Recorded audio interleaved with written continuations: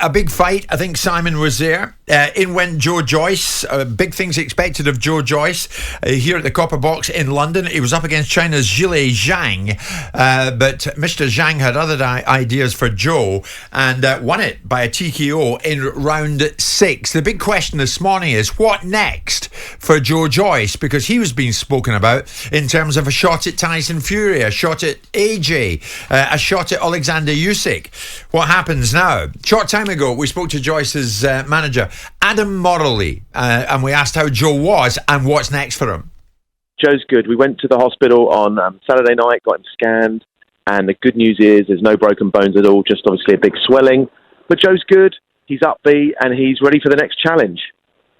I noticed in the Telegraph this morning, Gareth A. Davis, boxing correspondent, starts his piece, "What now for Joe Joyce?" So, Adam, what now for Joe Joyce? But Joe worked really hard for 6 years, all of us did, to get him this mandatory position to challenge for the world title. He's due for that mandatory to be called at the end of the year, and now it's been taken away from him. Now, in every kind of contract like this, there's a bit of insurance, and we make sure there's a rematch clause, and we do have a rematch clause, and it's something we'll be seriously looking at, whether it's the next fight or the one after. You know, Joe wants to get that interim WBO position back, that mandatory position back, and he wants to be a world champion. Is there anything to indicate at this early stage that Zhilei Zhang's people want a rematch with Joe? Whether they want it or not, with the greatest respect to them, is not the key question. They're obliged to have it. So, yeah, we'll be pushing for that rematch at the appropriate time, and when we get that rematch, we'll go through the whole camp, we'll analyse what happened, we'll learn from our mistakes, and we'll go again, and we'll get that WBO interim back. No matter how you look at it, though, Adam, it is a case that Joe's career at this stage has been somewhat derailed. So he's got to try and get himself back on track, hasn't he? Yeah, I mean, it's how you look at it, right? You can say it's been derailed, or you can say something's happened and now he has to put what went wrong right. If he wins back the WBO interim against Zhang, he's bang in the same position. He's not even delayed his mandatory, because that'll be happening about December, January, and there'll effectively be no harm done. I think Joe's just gone on to be an even more exciting fighter. I mean, fans want to watch his fights. You manage him, Adam, and I know you're close to him, but do you honestly believe he's got what it takes to go on and become a world champion? Oh, absolutely, 100%. I mean, Joe will say that was not his best on Saturday night, and none of us will say that's Joe's best. But even not at his best, if that fight had gone 12 rounds, Joe Joyce would have won it. But there's always this criticism, Adam, and you know it, that Joe just stands there, takes punishment, comes back, takes punishment, comes back. He's not going to change his way, is he? No, Joe can adapt his style. We saw how he boxed against Daniel Dubois. We saw how he boxed in the Olympics, and I think Joe gets a lot of stick from a lot of different people that he can't box very well, but this is an Olympic silver medalist.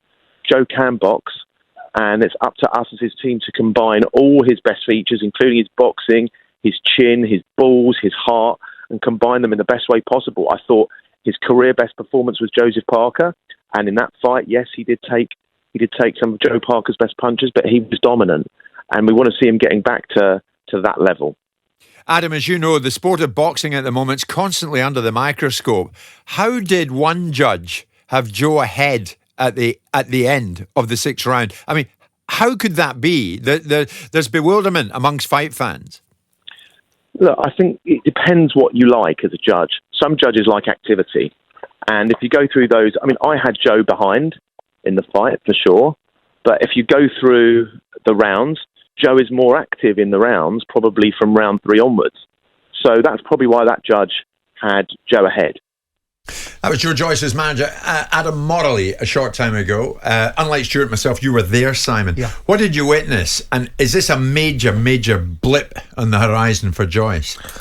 Well, it's not an advancement, and it was a risky fight when he took it. And I think most of us in the media expected him to have gone through this fight and done the business on Zhilei Zhang. What none of us expected to see was Joe Joyce come in 1.5 stone lighter than when he fought Joseph Parker. Let's be clear what Joe Joyce is as a fighter. He's not a great boxer. He's got a remarkable chin and a remarkable engine. And what he does is he drags people into spaces and places they don't want to be in because they can't knock him out, and eventually he catches up with them. So there's no place to suggest that Joe Joyce is a great boxer, but he has two other attributes. If you're going to take away one of those attributes, you go into a ring, the guy was a monster.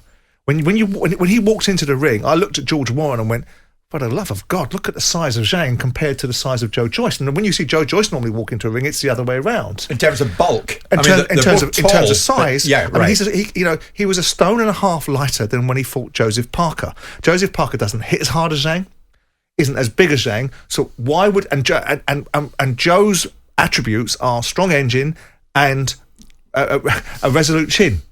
From the first round... This guy was landing punches on Joe that we know he takes. We knew he took him against Carlos Takam. We knew he took him against Christian Hammer. We knew he took him against Joseph Parker. This guy hit harder.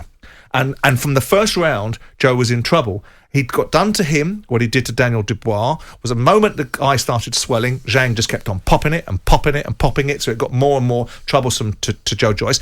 I believe Adam's right. If Joe could have weathered the storm and the eye wasn't coming up, as the fight went on, he'd have caught him in down the back end of the fight and probably won a points victory or managed to get him out of there. But he didn't, and the reason why he didn't was because the weaknesses in Joe... I think also Joe has been allowed to believe certain things about himself that are necessarily in part true, but not definitively. He has got this remarkable chin, but notwithstanding it, someone along the line, whoever you are, if they hit you enough times on it, are going to cause you a problem. Right. So is he going to win a world title? No, I've never thought he was going to win a world title. I thought he was going to get close. I think he gives Tyson Fury problems because of his size. I think Tyson Fury would box his ears off, but I think he'd have to work hard, and Joe might get lucky in that fight, that he gets lucky against Tyson Fury. But I don't see Joe winning a world title. I see him getting close to it.